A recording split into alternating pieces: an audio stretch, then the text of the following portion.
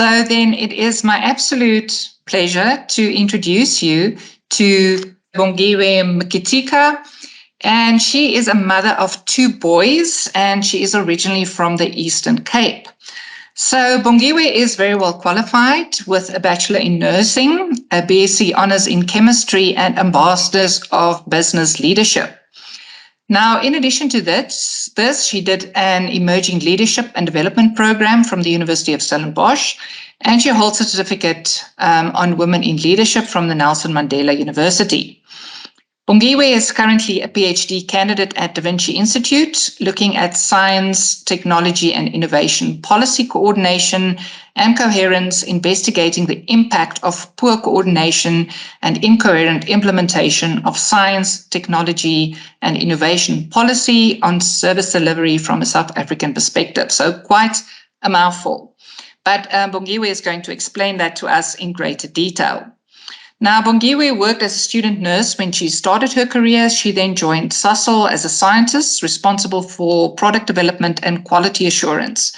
From 2006 to date, she joined the Department of Science and Innovation, or DSI, which is also very close to Vinci's heart because they sponsor some of our students in our entrepreneurial programs on the new venture creation. And at the DSI, she is responsible for research and development planning, science and technology investment, stakeholder management, the establishment and maintenance of intergovernmental relationships, policy and strategy development, and analysis. And she provides supports to sector-specific departments to ensure that they make substantial investments on research and development, as well as technologies and infrastructure. So quite an important role that she plays. And she has also been instrumental in coordinating the alignment of DSI's policies with that of other government departments, creating an enabling environment for joint implementation of government initiatives. So Bongiwe then is a thought leader, a researcher, and an author, and she is, as I mentioned before, currently a PhD student at Da Vinci, and she will be presenting for us on her work currently that she has done on her PhD. So Bongiwe, happy to hand over to you. Looking forward to hearing from you. Thank you, Dr. Silas, for that introduction.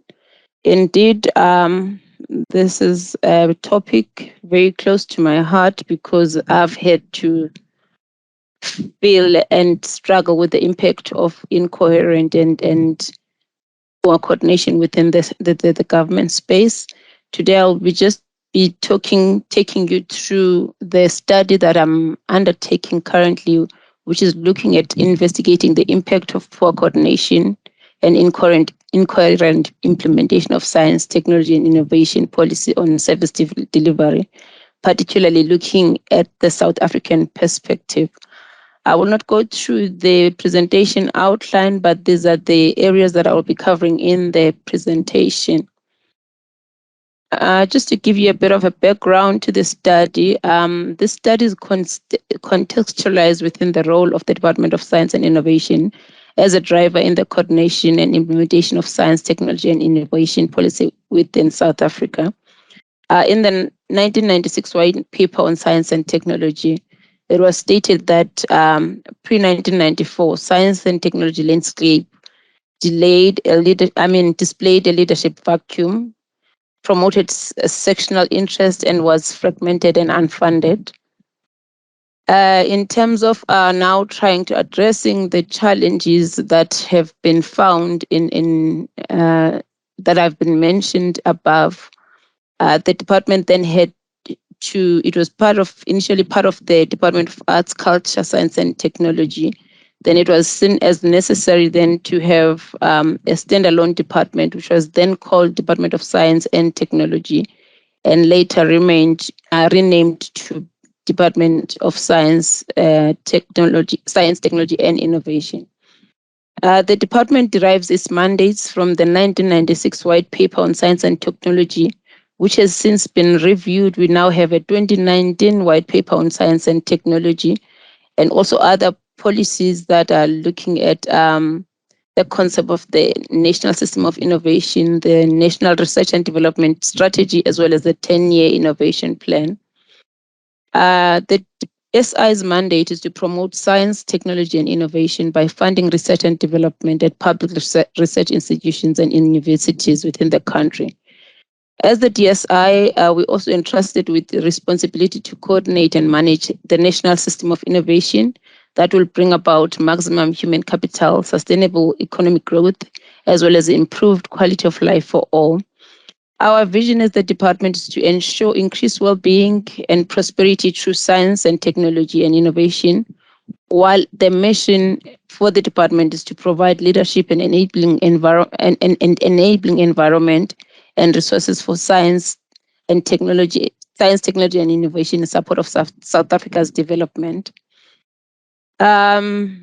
Maybe some of the people, but I think Vinci by now know what the National System of Innovation is. But for the benefit of those that are not familiar, the NSI is defined as a set of interacting organizations and policies through which a country creates, acquires, diffuses, and puts into practice a new knowledge to help achieve individual and collective goals. It is seen as an enabling framework for science, technology, and innovation, and it seeks to harness a diverse aspect of STI through the various institutions where science, technology, and innovation are developed, practiced, and utilized. The prime objective of the NSI is to enhance the rate and quality of technology transfer and diffusion from science, engineering, and technology sector by the provision of quality of human resources, effective hard technology transfer mechanisms, as well as the creation of more effective and efficient users of technology in the business and government sector. And still on the NSI, science, technology, and innovation cuts across many sectors. Hence, it is necessary for the DSI to work with other departments. And the NSI then constitutes anything from policymakers to advisors, financiers, regulators, performers of R&D and other related scientific activities, as well as educators, trainers, or providers of infrastructure. So that, in a nutshell, is what we call the National System of Innovation. All those players that I've mentioned out there.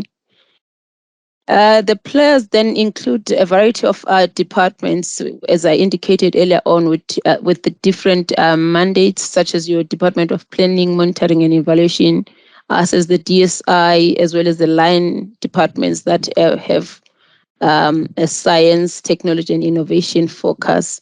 It also includes your human resource development agencies, such as the NRF, as well as other entities that are relevant and key in terms of knowledge production. The context and the business need for the work or the study that I am currently undertaking, it is believed that a coordinated NSI will help the country achieve its national development priorities by promoting change through innovation, enabling all South Africans to enjoy the economic, socio-political, and intellectual benefit of science, technology, and innovation. We also believe that a well-managed and properly functioning NSI will make it possible for South Africans to enjoy economic and socio-political and intellectual benefits of science, technology, and innovation. As the DSI then and the entire government, we have a prime responsibility to create and enable environment in terms of regulatory and funding mechanism.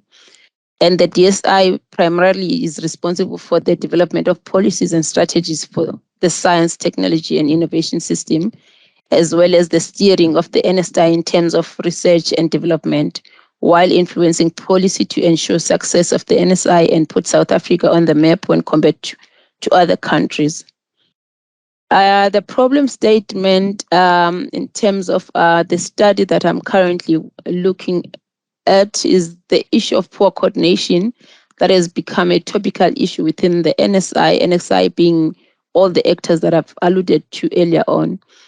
While different policies and programs within government have supported STI in the past 18 years, there remains a need to enhance the level of coherence and coordination amongst government departments. Although there is a concerted effort by government departments regarding the governance of NSI, there's still a lack of understanding across government departments and poor intergovernmental coordination and cooperation, which has been identified as the weakness. The DSI has also discovered through a number of reviews that poor coordination proves to be the biggest challenge that impedes the department's delivery on its goals. Also, poor coordination has been identified on a number of levels.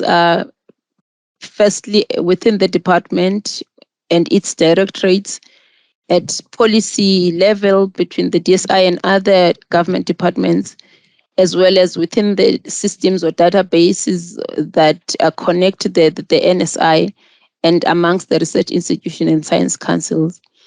Based on my experience and observation at a number of different engagements which I've been part of within the public sector and my kind of work, the coordination challenge is generally, to me, it generally seems to be a leadership and a governance issue within government. According to the strategic management model, which sought to try and address some of the challenges that have been identified, we still see that there's governance, there's fragmentation in terms of governance structures. Although research institutions have been reviewed and have key performance indicators in place, the role of different government departments and governance in setting output targets for research institutions is not yet clear or synergistic.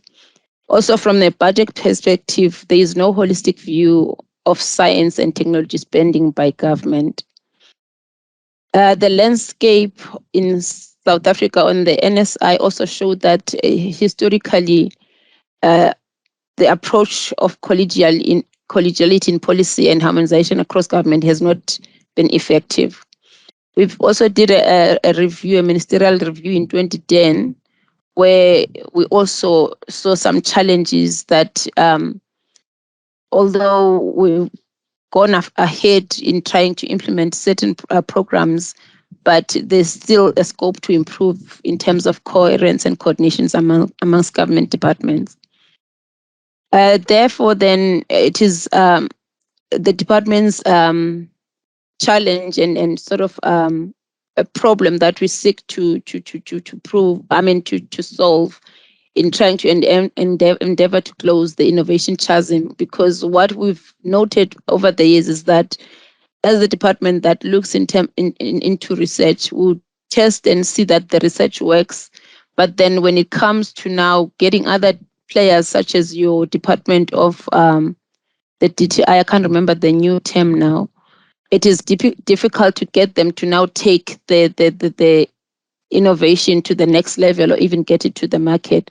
So there's still that chasm in terms of trying to make sure that what we spend time in investigating gets to market and also benefiting the country.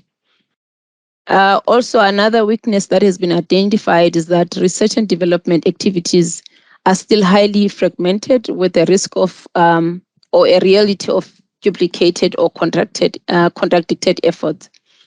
This has been shown also in the vision of the white paper on science and technology that has not yet been understood or carried out uniformly within the public sector. Another biggest issue that we're struggling with as a department is the fact that South Africa's national system of innovation there's no increase in investment in terms of what we spend as a country as a percentage of GDP. As the country, we still lag far behind when compared to similar countries elsewhere in the world. And coordination still remains a number one culprit in terms of us not achieving that. These are some of the challenges that I've just picked up just to highlight. If we're looking at a macro system level, there's still no common understanding and sense of purpose of the NSI amongst the key role players. There's also problematic in terms of implementation of the strategic management model, which was approved by government in 2004. We also see uncoordinated resourcing of innovation, as well as lack of critical mass. There's also a high level of mechanism for prioritization, which lead to too many focus areas. And we've also picked up that there's inadequate evidence for policy decision making, which then lead to poor accountability for prioritization and resource use. Also, coordination has proved that other departments appear to have played a limited role within the NSI because of the competing mandates. We also see challenges of cross-sectional policies that would give us challenges in terms of funding areas as well as the key priority areas. There's also lack of coordination at systems level, as I indicated earlier on, and we're also struggling with that issue of resources that are spread too thinly. That now talks to both human resources as well as financial resources, as well as infrastructure, in fact. Now, the purpose of the study then is to determine the level of coherence and coordination of science, technology, and innovation policy in South Africa, and its impact to the service delivery.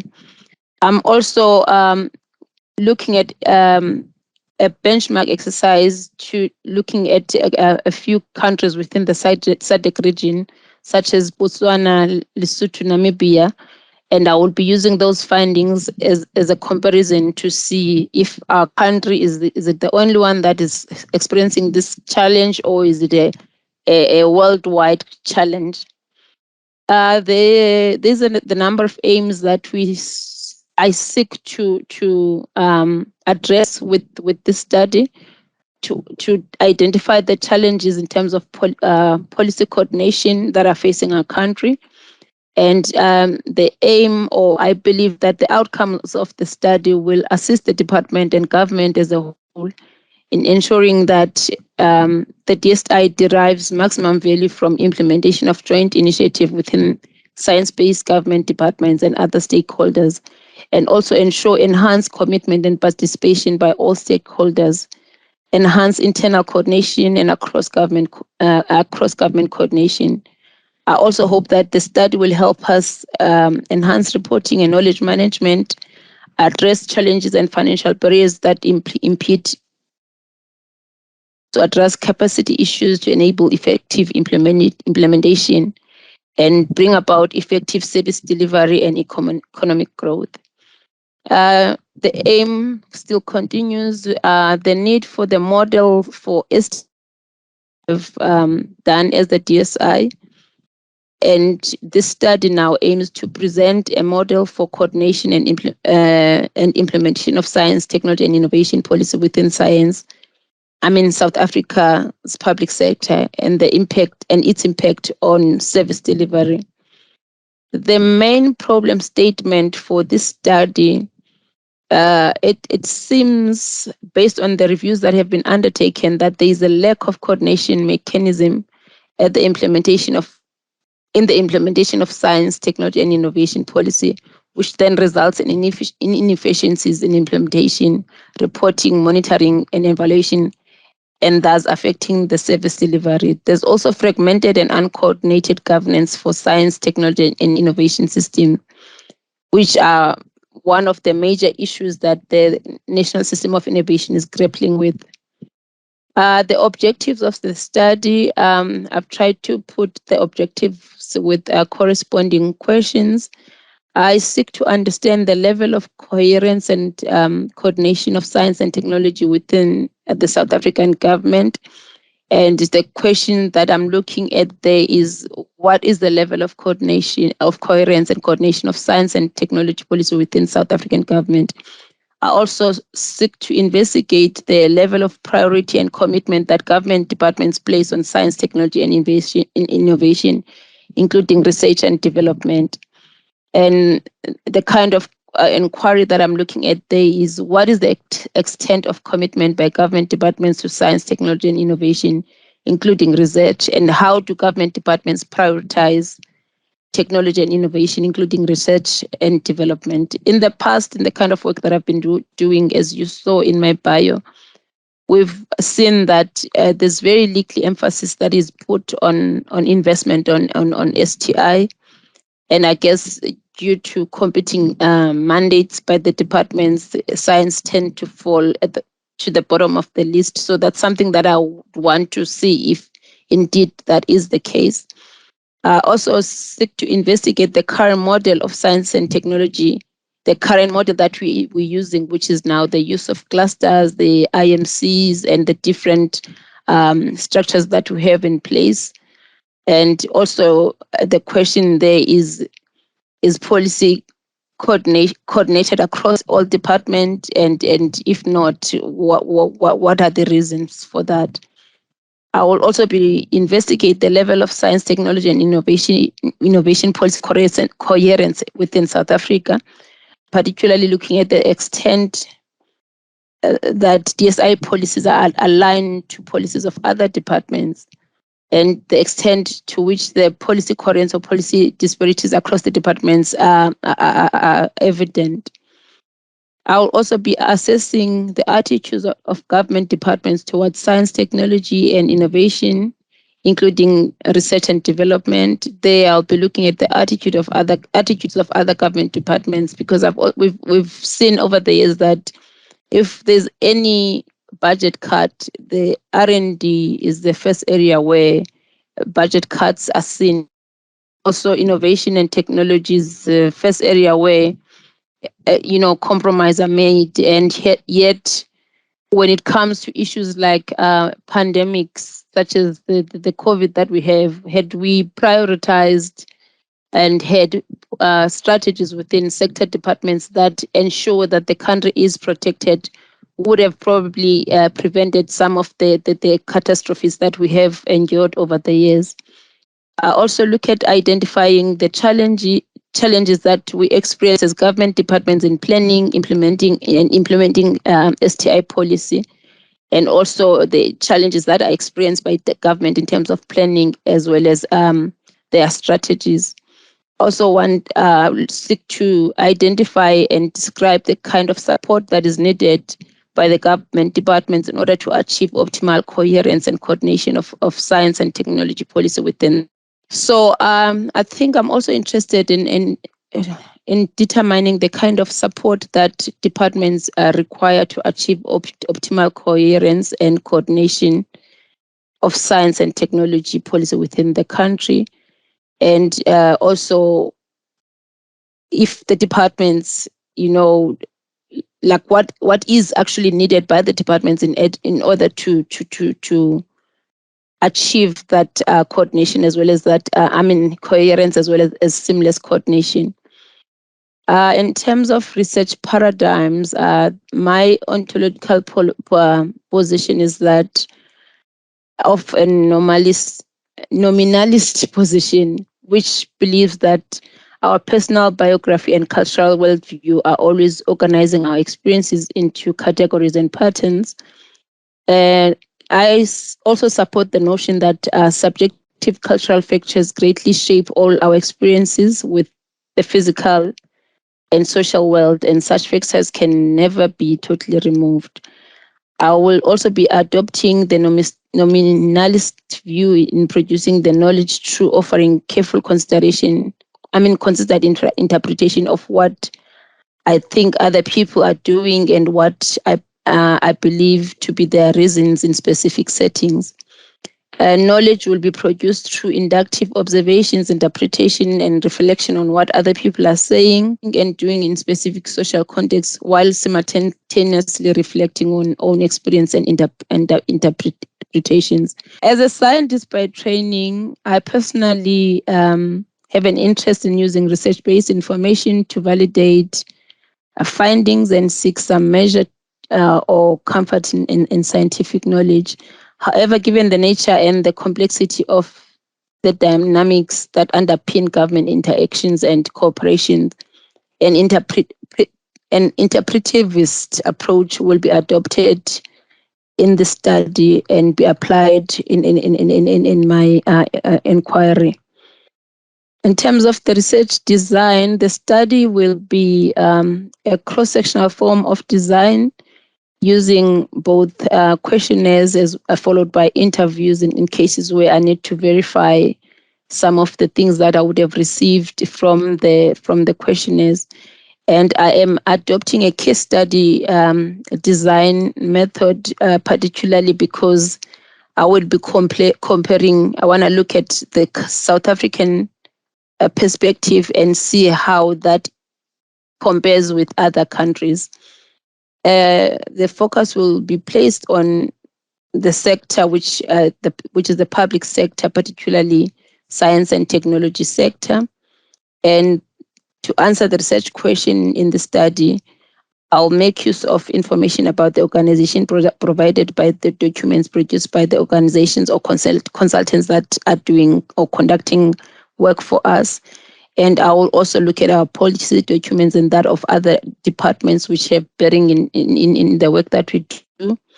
The study will also make extensive use of secondary data collection methods provided in literature when necessary. In terms of methodology, I will be taking a qualitative approach for these reasons that I've listed here. Focus will mainly be on individuals and interpreting their social experiences.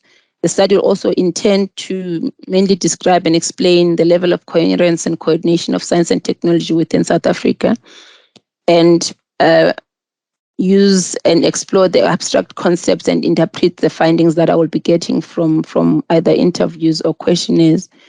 The nature of the research questions I intend asking is such that there are multiple possible realities that can be constructed from participants, hence the appropriateness of the methodology, which is qualitative in approach. And then in terms of, still in terms of research methodology, this research is influenced by the context in which data is collected, personal viewpoints, the main ingredients of data, that those will be the main ingredients of data that will be collected. The nature of variables to be studied is not adequately understood and cannot be predetermined with utmost precision. The tools that will be used in this study will be semi-structured interviews and also focus groups in cases where I need to maybe meet a few people to just get more clarity. I see myself as a skilled researcher and in both qualitative and quantitative study designs, so I should be able to manage with this study. The theoretical framework that will be used for the study, the study will be viewed through the lens of the relational agency theory. This theory is concerned with the concept of working relationally across practices and rests on the premises that professionals deal with complex problems which require working with the expertise of others, but being able to collaborate resourcefully with others in additional forms of expertise. And also, Edwards suggests that at the heart of relational agency rests three core ideas, mainly relational expertise, the capacity to interpret problems with others, as well as common knowledge. So this will then be the theoretical framework that is adopted in this study.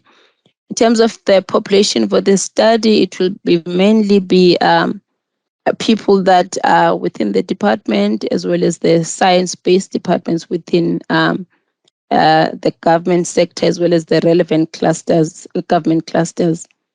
The study will be undertaken within the science and technology domain of the public sector in South Africa, and the population for the study will constitute individuals from the organizations that I've already mentioned above. I'll be based within the Department of Science and Technology while conducting the study, and the participant will therefore be chosen purposefully, and where applicable, a representative sample will be used. I'm looking at a minimum of about 15 participants. That's now looking at the different structures, because I thought it would be better if I focus on the different clusters. We've got about 5 government clusters that are responsible for coordination within the public sector. So I think the focus will be on those people that are conducting those, and also maybe target a few departments that seem to be doing well in terms of coordination, such as the Department of Women, Youth, and People with Disabilities.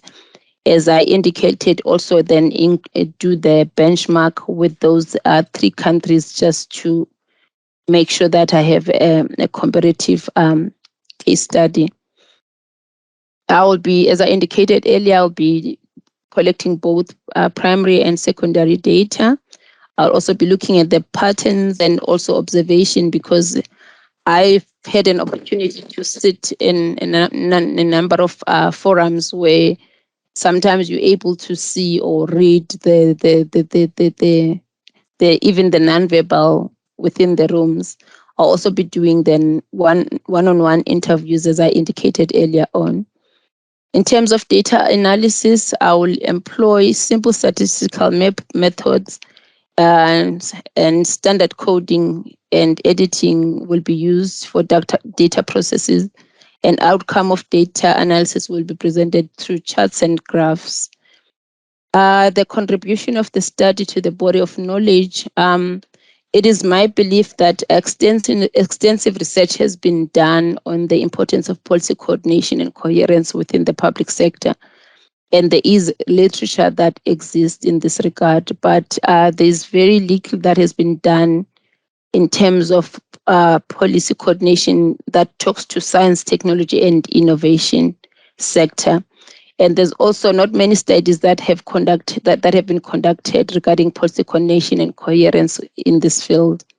Therefore, the study aims to fill the gap in the literature in terms of science, technology, and innovation, policy coordination, and coherence within the public sector. And to the best of my knowledge, will then provide the first insight on the suitable model for science, technology, and innovation policy coordination and coherence within the country. Why is this study important, or how will it benefit the society as a whole? At a personal level, the study will be beneficial to me in terms of the kind of work that I do. And also, I will benefit in terms of the empowerment and the knowledge that I will gain through the process of doing this work. It is envisaged that the study will improve the research, my efficiency and productivity in my own area of work, as well as the DSI's benefit in terms of achieving improvement in its coordination processes and delivering on its mandate.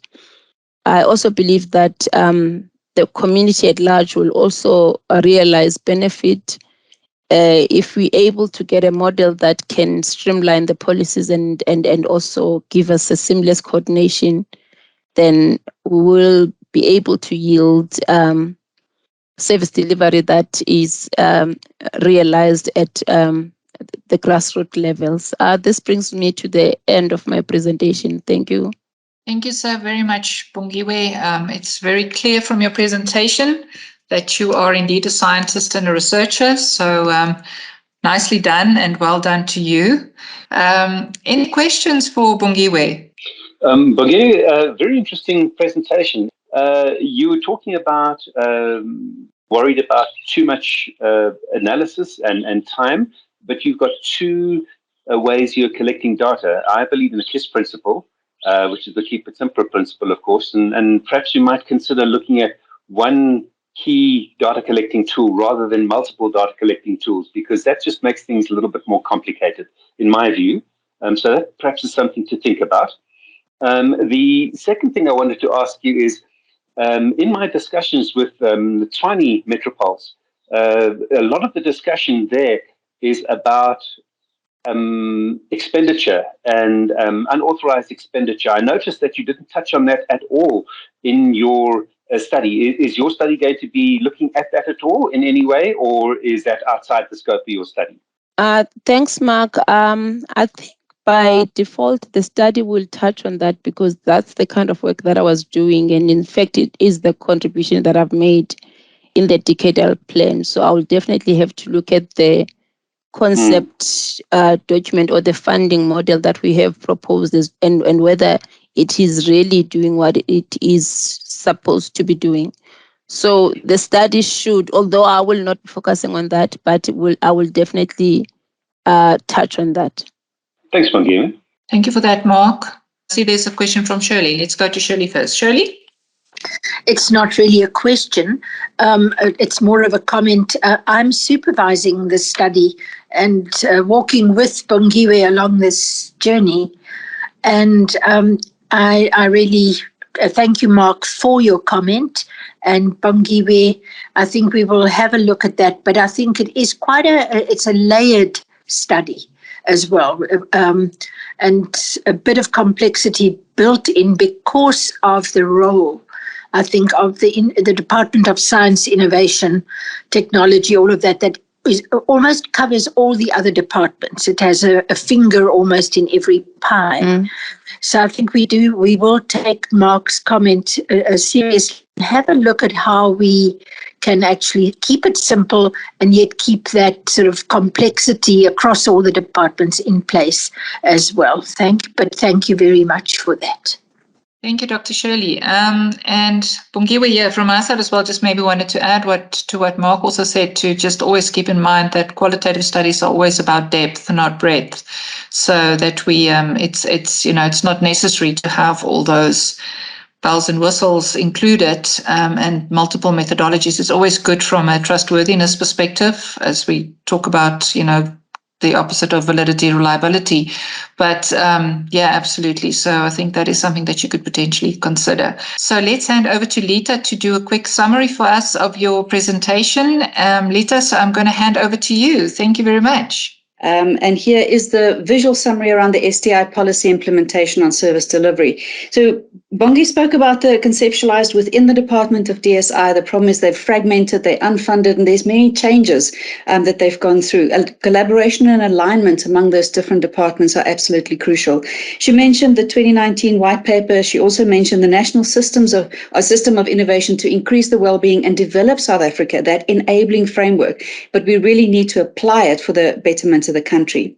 And it seems as if the issue is poor coordination. If we talk about that innovation chasm, we're not getting to the market, we're not crossing the chasm, we're not getting the value from that. There's a lot of poor accountability. There's also leadership and government issues or governance issues where there's no holistic view of the spending, and sometimes we might not be spending enough, sometimes we're spending on the wrong things. So what she's really contributing in terms of the knowledge, or to the body of knowledge, is a comprehensive model and a mechanism to allow for better coordination. Her problem statements is what is the level of coherence, what is the government's commitment, how do they prioritize, how is it coordinated across the departments, what is the policy alignment like, what are the attitudes and the challenges, and what support is required. She spoke about her paradigms onto I can't pronounce that one, ontological and, let me try this, epistemological. Have I got that? I hope so. She also spoke about questionnaires, 15 participants to collect the data, some secondary data, organization, access to the organization. The question was asked around one tool, qualitative approach together with statistical analysis, semi-structured interviews, and then benchmarking within Africa with 3 different countries. And that is the visual summary. Dr. Silje, back over to you. Thank you very much, Lita, and thank you everyone for spending your time with us today. Thank you to Herman, thank you to Bongiwe. It was absolutely fantastic spending time with all of you. And then maybe just to say that today we spoke about agility and we spoke about alignment, which are 2 of the key principles. So at Vinci, we say that we co-create realities, but it's also about developing agile, aligned, and engaged managerial business leaders. And I think both of you have really made some magnificent contributions to our understanding of what is meant by agile and engaged in business, engaged and aligned business, managerial business leaders.